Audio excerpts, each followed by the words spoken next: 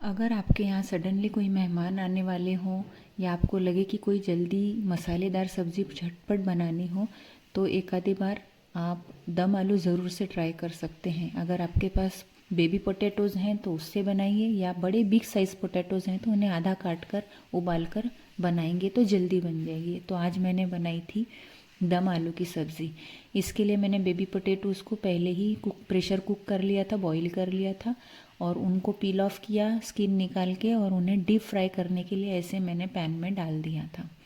इन्हें deep fry कब तक करना है? जब तक इसमें ब्राउन स्पॉट्स ना आ जाएं। ठीक है। तो यहाँ मैंने देखिए ये सारे ही जो पोटैटोज़ थे, बेबी पोटैटोज़, इनको पैन में डाल दिया और फ्राई कर थोड़ी थोड़ी देर में चला चला के इन्हें फ्राई कर लिया था। जब तक ये फ्राई हो रहे थे इतनी देर में मैंने अपना मसाला रोस्ट कर लिया था। तो ये देखिए ये हमारे पोटैटोज़ जो हैं ये फ्राई हो रहे हैं, और इस तरह से इन्होंने जब तक अपना कलर चेंज किया, यानी कि ये ब्लश करने लग गए मुझे देख देख कर यानी इसके ऊपर ब्राउन स्पॉट्स आ गए थे, तो ये रेडी हो गए थे। तो इस कंडीशन में मैंने इन्हें निकाल लिया था पैन से। डीप फ्राई हो चुके थे ये, तो ऐसे करके, और डीप फ्राई करने से इनका और भी टेस्ट एनहांस हो जाता है। तो हमें इन्हें बॉईल होने के बाद में डीप फ्राई कर लेना चाहिए दम आलू को। इसके बाद मैंने एक यहाँ पर लोहे का तवा लिया, उसके ऊपर झटपट से तेज़पत्ता, एक तेज़पत्ता था जिसे टुकड़े करके मैंने भूंजा था, एक बड़ी इलायची ले ली, दो ग्रीन इलायची ले ली थी मैंने छोटी वाली। इसके बाद एक दालचीनी का टुकड़ा लिया था, कुछ दाने मैंने यहाँ काली मिर्च के ले लिए थे, और 2 लौंग भी ली थी।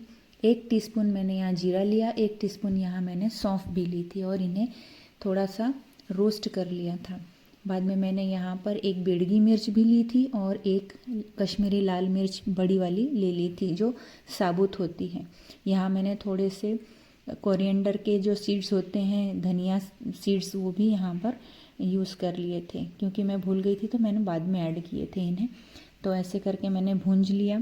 मिर्चियाँ भूंजने में थोड़ा समय ले रही थी, तो मैंने जो छोटा छोटा मसाला था उन्हें अलग कर लिया, और थोड़ी देर तवा में मैंने मिर्चियों को भी थोड़ा सा अलग से रोस्ट कर लिया था। इस तरह से मेरा जो सूखा हुआ मसाला था खड़ा वाला, वो रोस्ट होकर रेडी हो गया था। इसी तवा पर मैंने फिर 2 बिग साइज़ अनियन थे, उन्हें भी भूंज लिया था। तो इस तरह से लंबा लंबा काट लिया था अलॉन्ग द लेंथ, और भूंजा। जब ये पिंक टर्न हो गए तो इसमें थोड़ी सी मैंने तिल मिलाई थी, करीब 1 टीस्पून तिल मिला दी। तिल के बिना नहीं लगता मेरा दिल। इस तरह से एवरी मसालाज आई यूज़ तिल। एंड फिर उसके बाद मैंने ग्रेटेड कोकोनट यहाँ पर 1 टेबलस्पून यूज़ किया हुआ था, उससे भी यहाँ भूंज लिया साथ में। याद रहे कि जब हमारा जो प्याज है ये पिंक टर्न हो जाए उसके बाद ही हमें ये डेलिकेट चीज़ें जैसे कि तिल है और कोकोनट है ऐड करना है। तो इस तरह से ये तीनों चीज़ें यहाँ रोस्ट होकर रेडी हो गई थी। जब सब कुछ मसाला ठंडा हो गया था तो मैंने मिक्सी का जो छोटा जार होता है उसमें पहले मिर्चियों को काट कर डाल दिया, और जो रोस्ट किया हुआ हमारा बाकी के खड़े मसाले थे कॉमन से, वो मैंने डाल दिए थे। इस तरह से फिर इसके ऊपर मैंने जो प्याज भूंजा था तिल और कोकोनट के साथ में, उसे भी ले लिया था पीसने के लिए। तो ये देखिए मैंने ये भी डाल दिया जार में, और इसमें थोड़ा सा पानी डालकर हम इस पूरे मसाले को पीस लेंगे ढक्कन लगाकर। तो इस तरह से जब मैंने पीस लिया था तो इस तरह से कुछ वो पीस कर रेडी हो गया था। तो इसे रख देंगे साइड में। अब ले लेंगे एक पैन, इस पैन में ले लेंगे 2 टेबलस्पून ऑयल, क्योंकि हम मसाला सब्जी स्पाइसी सब्जी बना रहे हैं तो यहाँ ऑयल की क्वांटिटी थोड़ी हमें ज़्यादा रखनी पड़ेगी रेगुलर से। तो जब तेल हो गया तो मैंने चेक किया था, थोड़े जीरा के दाने डालकर, और फिर उसमें डाल दिया था मैंने अपना ग्राइंड किया हुआ पूरा मसाला जो हमने किया, भूंज कर रेडी किया था ग्राइंड करके, वो वाला। तो इस तरह से मैंने वो डाल दिया, सारा का सारा हमें डाल देना है, क्योंकि ये भुंजा हुआ है तो इसे बहुत ज़्यादा अब और भूंजने की ऑयल में ज़रूरत नहीं है, ज़्यादा रोस्टिंग की ज़रूरत नहीं है। अच्छा, इसके बाद फिर मैंने इसमें डाल दिया था अदरक लहसुन का पेस्ट, और इसे भी अच्छे से मिक्स कर लिया था सारे ही मसाले में। मिक्स करते करते ये भुंज गया था। जब ये पूरा भुंज गया, मुझे लगा आई वॉज सेटिस्फाइड कि मिक्स हो चुका है पूरा, तो मैंने यहाँ पर 2 बिग साइज़ टमाटोज़ को मिक्सी में ग्राइंड कर लिया था, उसका प्योरे बना लिया था। ये मैंने डायरेक्ट काट कर ग्राइंड किया हुआ टमाटो प्योरे था, यानी कि इन्हें कुछ मैंने पहले से रोस्ट नहीं किया था, रॉ ही थे, ये कच्चे ही थे। इसलिए इस स्टेज पर जब हम अपना मसाला भूंजेंगे तो थोड़ी देर तक हमें भूंजना है, करीब 2 मिनट तक आप इसे भूंजते ही रहिएगा।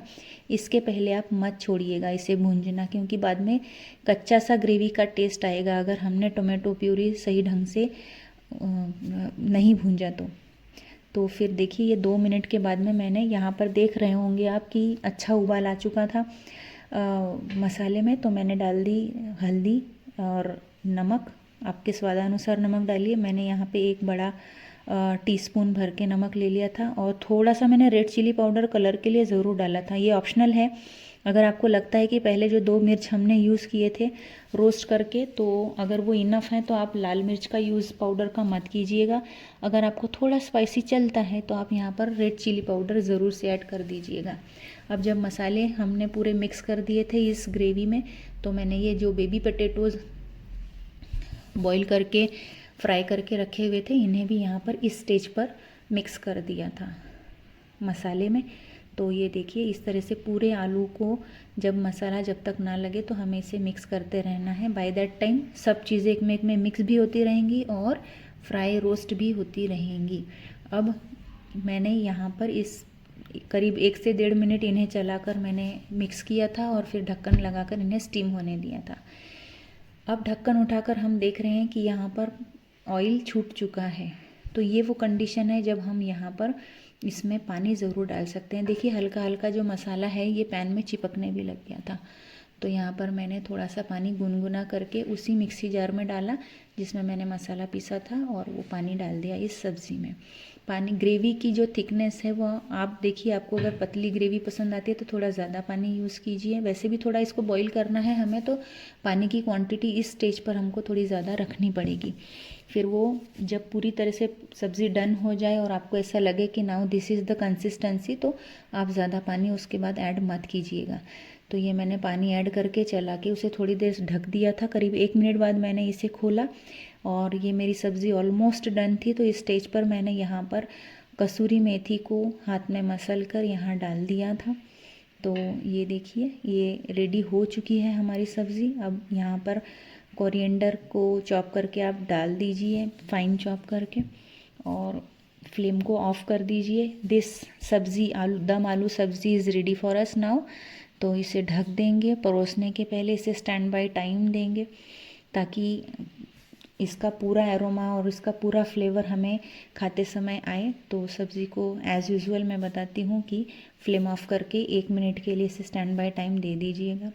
और अब देखिए कि ये हमारी सब्ज़ी पूरी तरह से डन हो चुकी है। अब मैंने स्टैंड बाय टाइम देने के बाद में इसे ऐसे खोला, तो ये देखिए अब मैं इसे बोल में सर्व कर रही हूँ। तो जब भी आपको ऐसे लगे कि कुछ झटपट से ग्रेवी वाला सब्ज़ी बनाना है तो दम आलू विल बी बेस्ट चॉइस। तो इस तरह से मैंने इसे निकाल लिया था बॉल में, और ये मेरी सब्ज़ी बिल्कुल रेडी है। बहुत ही एरोमेटिक और टेम्पटिंग लग रही थी, बहुत अच्छा इसका पूरे घर में सुगंध फैला हुआ था। आप भी ज़रूर बना के देखिएगा और मुझे कमेंट सेक्शन में बताइएगा कि कैसे बनी और कितनी जल्दी बनी। ये दोनों चीज़ें आप मुझे ज़रूर से बताइएगा। इसी तरह टेस्टी, फ्लेवरफुल और झटपट रेसिपीज़ के लिए मेरे चैनल को सब्सक्राइब कीजिए। और मुझे बहुत अच्छा लगता है जब आप लोग कमेंट्स करते हैं और मैं उन्हें पढ़ती हूँ, और हर कमेंट का मैं जवाब देने की कोशिश करती हूँ। सब्सक्राइब कीजिए मेरा यूट्यूब चैनल, फॉलो कीजिए मुझे इंस्टाग्राम पे। ऐसे ही अपना प्यार मुझे देते रहिए। All the subscribers, thank you so much for watching. Bye.